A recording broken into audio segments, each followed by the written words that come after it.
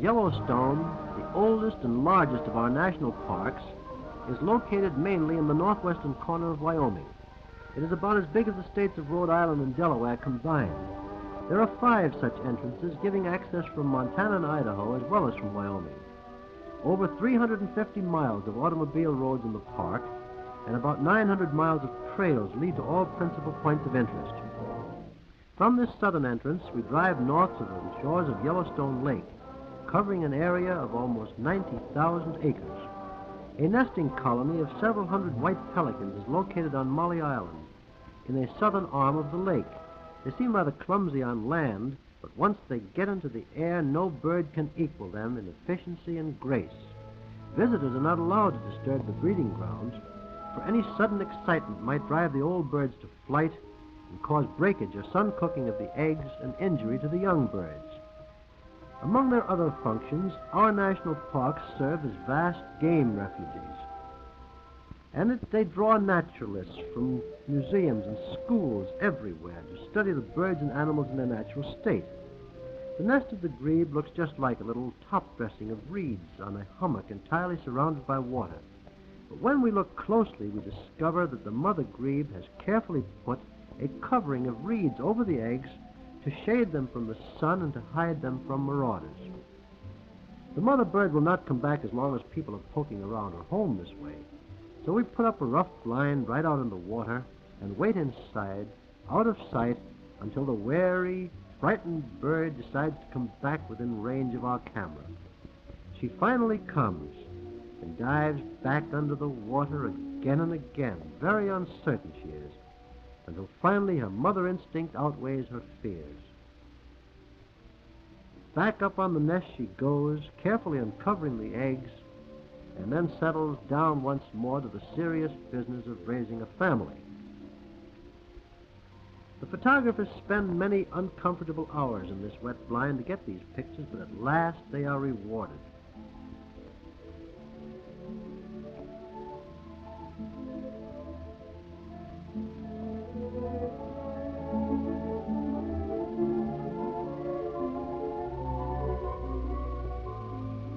In due time, the young grebes pick their way out of the shell and they blink at their new world. Few youngsters are better fitted for life than these. They can swim almost from the very first minute of their lives.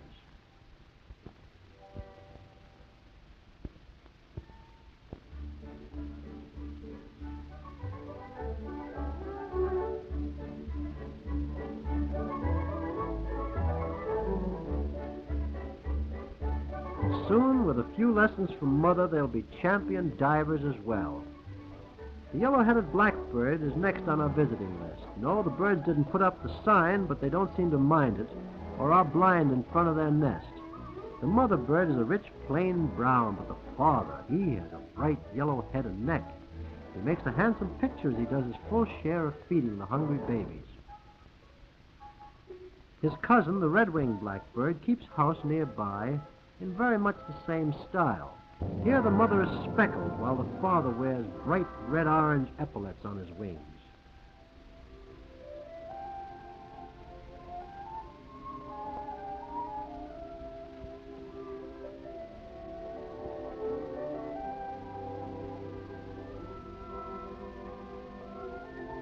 The stately and beautiful Canada goose feels very much at home in this protected refuge. Quiet, shady lakes back off the main paths of travel are their favorite haunts. One of the most breathtaking of the many marvels in this wonderland of nature is the brilliant Grand Canyon of the Yellowstone River. The stone itself is not really yellow, but for a stretch of some 3 miles of its total length of 20 miles, the canyon has taken on this wondrously rich, warm, golden shade as a result of fumes rising from hot springs deep below the surface, acting on the oxides in the originally dark gray rhyolite rock.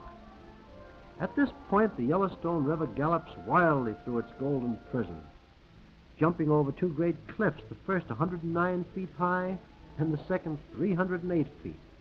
They are called the Upper and Lower Falls, respectively, and it's just a little confusing to try to remember, that because the lower fall is almost 3 times as high as the upper fall is really quite a bit lower than the lower fall. You try to figure that out. The sides of the canyon walls are rough, tall, sheer pinnacles often crowned with the nests of the American osprey, sometimes called the fish eagle. Usually one has to look up to see an eagle. Here you can look down into their nests.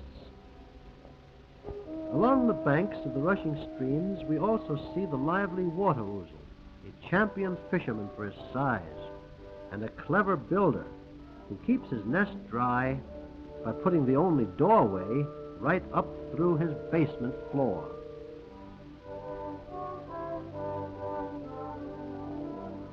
Credit for the gorgeous coloring of the hot springs and terraces of Yellowstone goes to a very primitive form of plant life, the algae. Certain algae that live only in warm, limy waters thrive here, and the various terraces and pools benefit by some of the most lovely color effects known to the sight of man. This water is heated by boiling lava a mile or more beneath the surface, and it rises into such pools through any available opening.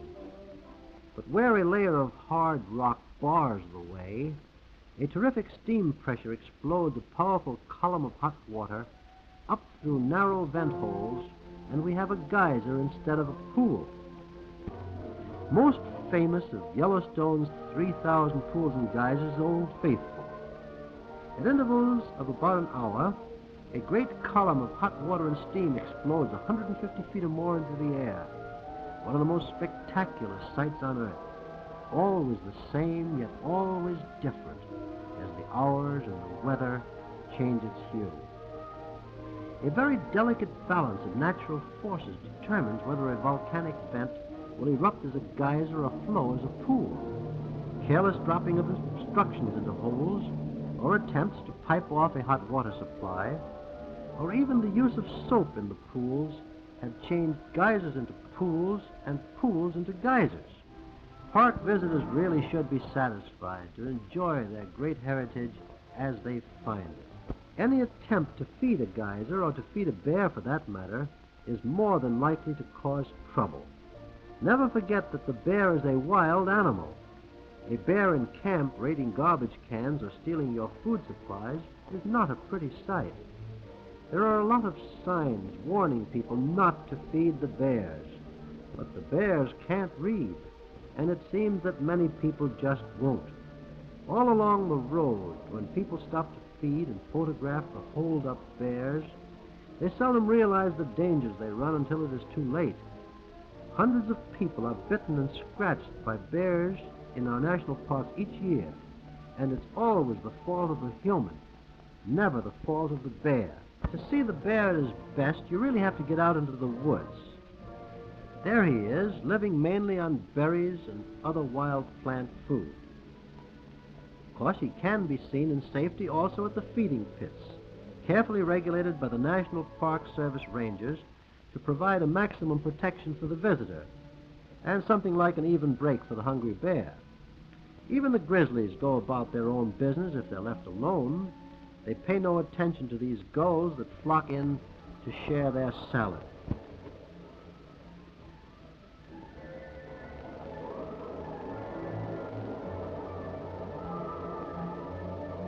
Here is the most dangerous of all situations. Never under any circumstances get between a mother bear and her cub. She'll not even let another bear, especially a male bear, do that.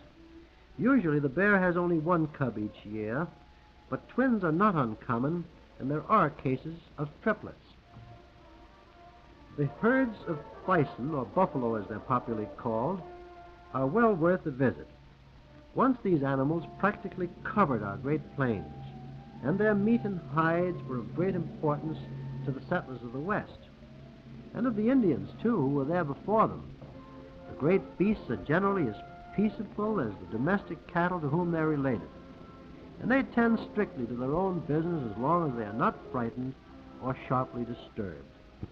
Another herd of great interest that enjoys protection in Yellowstone Park is that of the pronghorn antelope. These graceful creatures were threatened with extinction not merely by hunters, but by constant encroachment on their grazing areas by cattle and sheep. In the national park, this herd is protected. Hardest of all for the visitor to see in a casual trip through the park, unless he's very lucky indeed, is the great American moose.